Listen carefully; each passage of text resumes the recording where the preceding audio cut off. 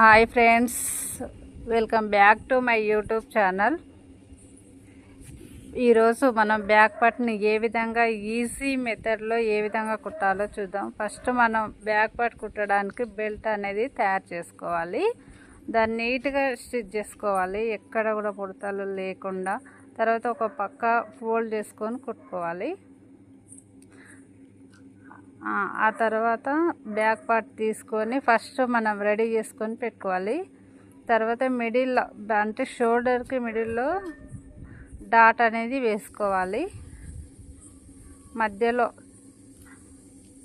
Two sides కూడా dot అనేది వేసుకోవాలి. తర్వాత ఒక సైడు ఖర్చు అనేది బయటకి కనిపించకుండా 1/2 ఇంచ్ అంతా తీసేయాలి. ఆ తర్వాత మనం బెల్ట్ అనేది దానికి జాయింటింగ్ అనేది చేసుకోవాలి.